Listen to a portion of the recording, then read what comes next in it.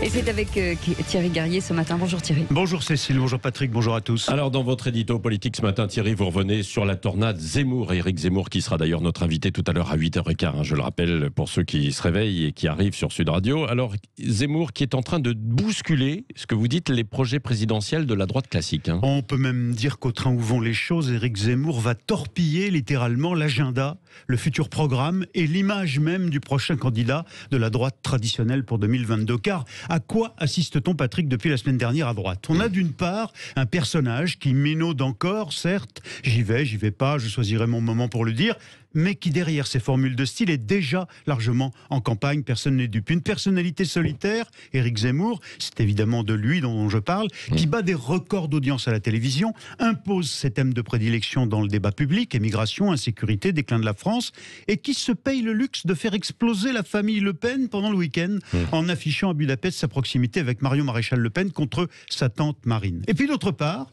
en face, Patrick, on a le bon gros parti d'élus de terrain de la droite traditionnelle, les LR, qui prend son temps, annonce comme si c'était Austerlitz, un coup de génie, une victoire sur cette turpitude du passé, qu'il n'organisera pas de primaire. Effet waouh instantané, qu'il ferme la porte à ses alliés centristes dans le processus de désignation de son futur candidat. Je t'aime moi non plus.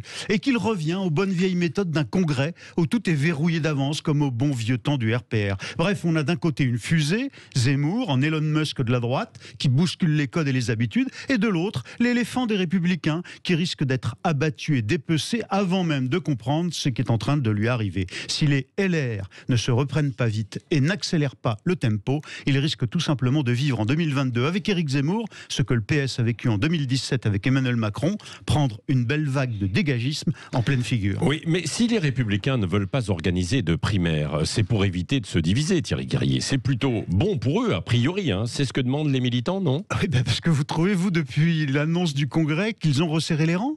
On a plutôt le sentiment que chez les Républicains, la course des petits chevaux est repartie de plus belle. Éric Ciotti déclame partout « Je vais créer la surprise ». On n'est jamais mieux servi que par soi-même.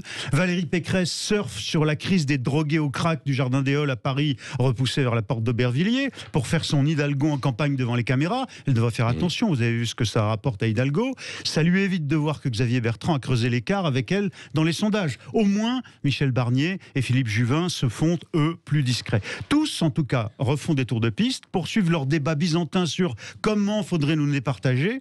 Et tout ça va durer, tenez-vous bien, jusqu'au 4 décembre, c'est-à-dire plus de 2 mois encore de cet entre-soi politicien.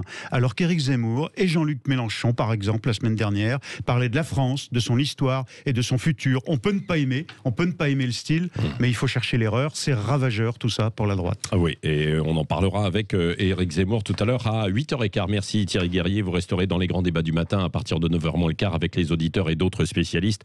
Nous débrieferons évidemment ce paysage politique et puis l'interview d'Éric Zemmour.